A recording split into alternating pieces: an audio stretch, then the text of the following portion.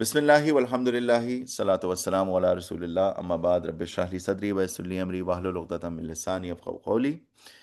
Assalamu alaikum wa rahmatullahi wa barakatuh, my dear brothers. We will start our next lesson, which is Surah Al Qa'riah.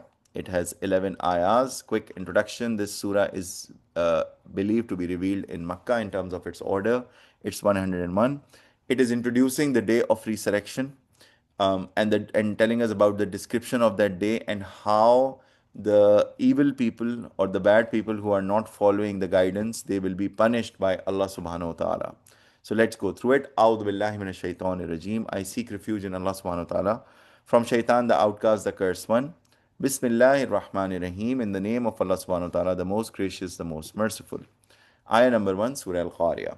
And this ayah starts with the name of this surah, which is Al Qa'riah, the striking calamity. So something that is so severe, it will be stress on the day of judgment. It will be like striking calamity, like a natural disaster you cannot even think about of that magnitude. Al Qa'riah, the striking calamity. Ma Al Qa'riah. So it's a provocative question. It's a way of expression, a strong way of expression. That what is the striking calamity? What do you know about it? You have no idea what it is.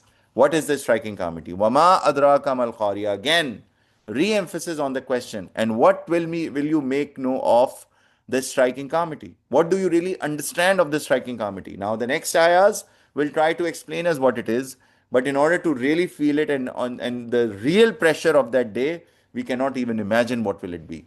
But now upcoming ayahs will explain. So, and what will make you know is the striking calamity. How will you get to know? What is the striking calamity?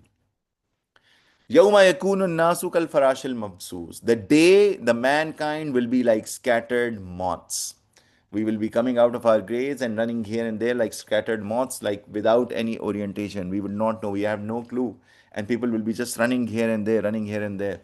And they'll be afraid of what will happen to them. And all of them will be running like scattered moths. وَتَكُونُ الْجِبَالُ كَالْعِهْنِ الْمَنْفُوشِ. And the mountains will be fluffed up like wool.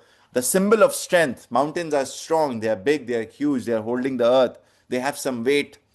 But everything will be reversed on that day. Everything that we believe, seen, that mountains are strong and everything, they will be going up in the air like, like fluffed up wool. Like, if you take the wool or if you take cotton and you spread it, it just goes like, fluffy, and it's so light, and it floats in the air.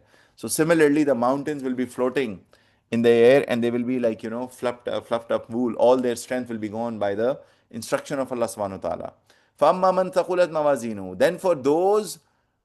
Then for him whose scales are heavy, meaning who has enough good deeds, his scale is heavy with good deeds, فَهُوَ فِي شَةٍ رَاضِيَةٍ. Then he will be in a pleasant life.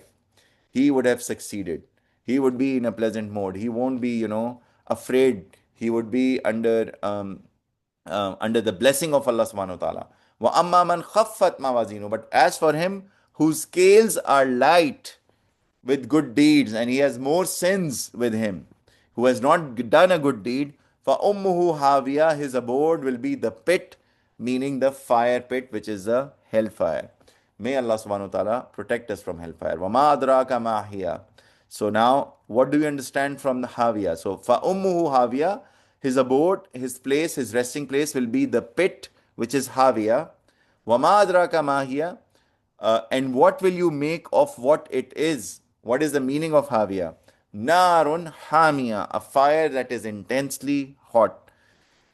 We have discussed it in our class multiple times that hellfire is not an option. We should not take these ayahs lightly. People make a lot of fun and jokes and this and that about hellfire. Oh, and this and that, and the celebrities will be there, and we'll have fun, and Hollywood and Bollywood. And don't make fun of these things. This is very real. We cannot even bear a small candle flame on our hand, and it burns and we move our hand away. This fire will be intensely hot. We have no idea.